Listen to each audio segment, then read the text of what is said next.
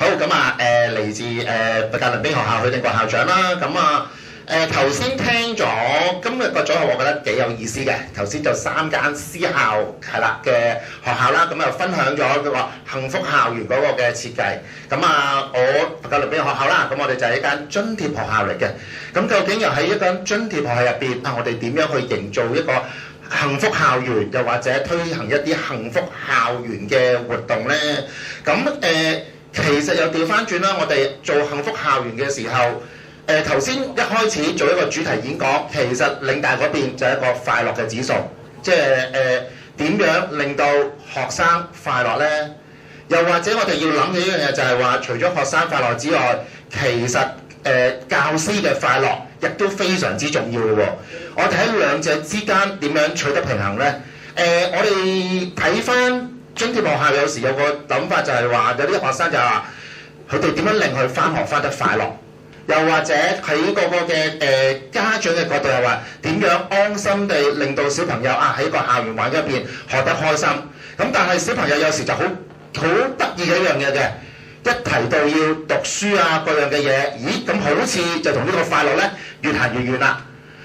同樣地喺一個嘅教育嘅現實環境，我諗無論私校又好啦，或者津貼學校都好啦，我哋有唔同嘅教育政策要去處理，點樣去平衡呢幾樣嘢呢？咁我覺得可以透過呢個嘅我哋一個學校嘅其中一個例子去處理翻嘅，去講解翻啦。咁佛教倫敦學校，咁我哋其實都強調唔多嘅，即係我哋自己發展嘅方向就話，我同我嘅教師團隊有一個共同嘅目標或者一個諗法，就係話我哋希望透過多活動啦、多探索、多體驗、多鼓勵、多欣賞，我哋希望每個小朋友都有自己嘅成長故事。因為畢竟我哋嘅小朋友嚟自我哋屋邨學校嚟嘅，其實一般嚟講佢哋個社經地位又好或者可能被家長照顧等等諸如此類，相對地有機會比較係薄弱嘅。正正佢哋亦都係好靠學校去提供唔同嘅學習機會又好，學習活動又好，或者呢個嘅不同嘅學習體驗俾我哋嘅小朋友。咁多係咪等於美呢？多係咪令到小朋友令到老師會做得辛苦咗呢？我哋有冇一啲方法去處理咗呢件事情呢？咁其實我自己喺林鼎業學校，其實我應該咁講啦，介紹翻少少背景先。我自己其實可以講喺香港佛教聯合會長大㗎啦，一路都喺由老師做中層到校長都係佛教聯合會工作。咁嚟到林鼎業學校係我今年第3年喺間學校做校長。咁變咗我哋都頭先，如果要貫徹呢個5多理念嘅話啦，我哋上年開始咁學校就一個學生市集嘅計劃。其實有時候幸福，我自己會覺得好簡單，翻去一個簡單嘅校園嘅狀況係可以。頭先陳校長分享咗一個麵包嘅故事啦，我哋用翻一個好簡單嘅上嘅點子，一個市集嘅故事。咁其實嗰個學生市集係點樣做法嘅呢？咁我哋呢2年啦，今年我哋第2年做呢個嘅學生市集啦。咁我哋都定咗係一個學校嘅特色嘅活動嘅，將佢定，因為我哋做完第1年之後，發覺值得有意義繼續落去推廣落去。我哋而家定咗就話每年嘅10月嘅最後嗰個星期六，我哋學校就要搞一個學生市集。而呢一個嘅學生市集嘅入邊啦，咁當然講得市集就要有攤位啦。咁我哋嘅攤位嘅小檔主係嚟自邊度呢？係嚟自我哋自己學生，嚟自每班嘅學生。咁其實如果喺老師嘅籌備工作嘅過程入邊呢，佢就應該要喺暑假之前就開始要有啲事前嘅準備工作啦。我哋呢度會有少少嘅限制喺邊度呢？因為我哋會係嗰個每個小檔主啦，每一班咧都會有佢哋自己整小手作嘅主題。我哋嘅老師會統籌嗰組嘅小組老師啦，就會喺暑假之前已經開始會穩定可能10個至15個到一啲嘅小手作。我哋覺得小朋友4至6年級嘅小朋友有機會自己去完成嘅。咁中間嘅過程入邊，其實我哋亦都要讓嘗試係平衡翻成件事情。我哋會請外邊嘅導師，但係我哋整嘅小手作有啲咩咧？可能整啲香薰蠟燭啊，小朋友可能係整葉雕啊，整燈籠等等啦，係啦，咁啊變咗佢哋係我哋就會請一啲導師嚟純粹教小朋友一堂。咁其實喺教一堂入邊就唔單止小朋友學。咁啊呢個嘅老師，我哋自己嘅組老師咧，或者班主咁樣都學緊。咁其實成個過程入邊，當9月一學完第一堂之後咧，其實到10月尾之前，咁就有成個半月嘅時間啦。咁佢哋咧就會密手咧去製作呢啲嘅小手作，因為佢哋最尾真係要攞出去個市集去賣嘅，攞出去個市集去賣啊！時間關係，我要加快少少我講嘢嘅速度。咁但係其實正如頭先所講，我哋翻去最基本，點樣將一啲好似好繁瑣嘅工作啊，我哋還原翻去一個綜合嘅過程入邊咧，喺一個嘅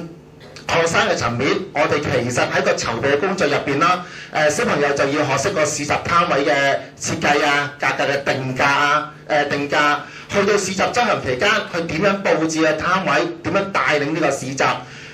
最後尾我哋亦都有一個回顧嘅過程，令到佢哋睇下佢哋嘅銷售情形係點。其實中間已經涵蓋咗我哋將生涯規劃嘅元素擺咗喺裏邊。嗱，你會見到其實成個過程入邊我跳到去生涯規劃，但係喺嗰個半日入邊，因為每一班都有佢哋自己嘅目標。老師亦都會陪伴住佢哋小朋友，喺可能佢哋做葉雕嘅過程入邊又好，會織嘢嘅過程又好，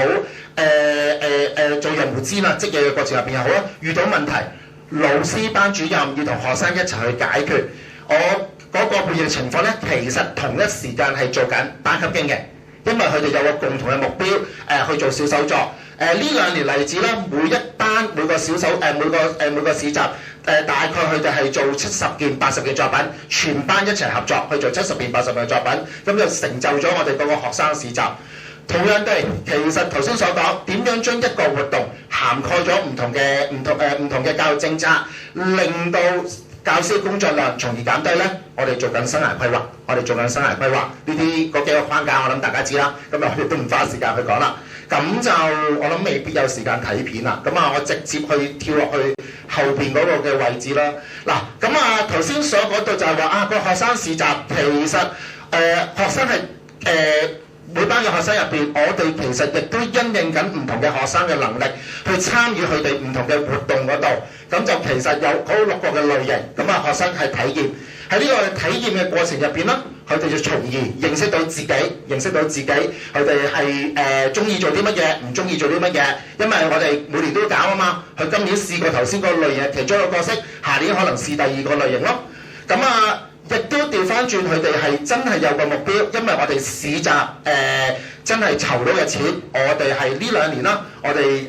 孖住咗扶輪社，或者區扶輪社，我哋係透過扶輪社將我哋